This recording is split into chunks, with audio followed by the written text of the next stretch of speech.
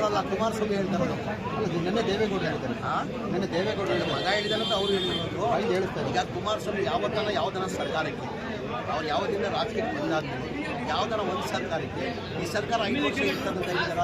2008ರಲ್ಲಿ ಯಡಿಯೂರಪ್ಪ ಮುಖ್ಯಮಂತ್ರಿ ಆದರು, ಬಿಜೆಪಿ ಸರ್ಕಾರ ಈಗ ಹೋಯ್ತು, 1 ತಿಂಗಳು ಹೋಯ್ತು, 2 ತಿಂಗಳು ಹೋಯ್ತು, 5 ವರ್ಷ ಕಂಪ್ಲೀಟ್ ಇರ್ತಾನೆ. ಅದಾದ್ಮೇಲೆ ಸ್ಥಗಿತ ಸರ್ಕಾರ.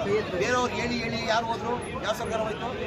ಬೇರೆಯವ್ರು ಹೇಳಿ 2018 ಯಾರು ಸರ್ಕಾರ ಹೋಯ್ತು? 1.5 ವರ್ಷಕ್ಕೆ ಯಾರು ಸರ್ಕಾರ ಹೋಯ್ತು? ಕುಮಾರಸ್ವಾಮಿ ಸರ್ಕಾರ ಹೋಯ್ತು. ಅದಾದಮೇಲೆ ಬಿಜೆಪಿ ಸರ್ಕಾರ ಬಂತು. ಈಗ ಸರ್ಕಾರ ಹೋಯ್ತು, 2 ತಿಂಗಳಲ್ಲಿ ಹೋಯ್ತು, 3 ತಿಂಗಳಲ್ಲಿ ಹೋಯ್ತು. 2 ವರ್ಷ ಯಡಿಯೂರಪ್ಪ ಮಾಡಿದ್ರು, 2 ವರ್ಷ ಬಸವರಾಜ ಬೊಮ್ಮಾಯಿ ಮಾಡಿದ್ರು.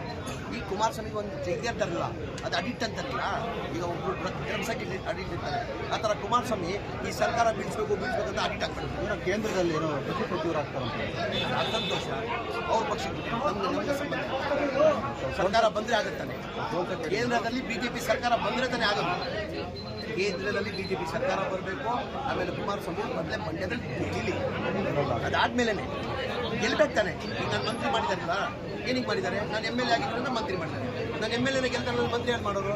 ಹಾಗೆ ಕುಮಾರಸ್ವಾಮಿ ಮತ್ತೆ ಗೆಲ್ಲಿ ಮಂಡ್ಯದಲ್ಲಿ ಓವರ್ ಕಾನ್ಫಿಡೆನ್ಸ್ ಆಗೋದು ಬೇಡ. ಅದೇ ಓವರ್ ಕಾನ್ಫಿಡೆನ್ಸ್ ಆಗಿ ಪಾಪ ಮುಖ್ಯಮಂತ್ರಿ ಇಟ್ಕೊಂಡು ಮಗ ಸೋತೋಗ್ಬಿಟ್ಟ. ಪಾಪ ನಿಖಿಲ್ ಭಾಳ ಒಳ್ಳೆ ಹುಡುಗ. ಇದು ಕುಮಾರಸ್ವಾಮಿ ಓವರ್ ಕಾನ್ಫಿಡೆನ್ಸ್ ಅಲ್ಲೇ.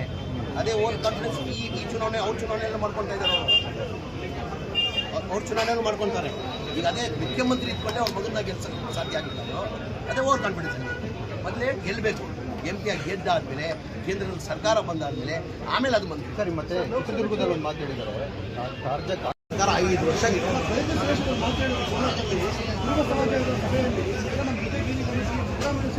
ಕಂಟಕ ಆಗುತ್ತೆ. ಇವುಗಳು ಏನು ಚುನಾವಣೆಯಲ್ಲಿ ಭಾಷಣದಲ್ಲಿ ಮಾತಾಡಬೇಕಂತ ಮಾತಾಡಿದ್ದಾರೆ. 5 ವರ್ಷ ನಮ್ಮ ಸರ್ಕಾರ ಇರ್ತದೆ.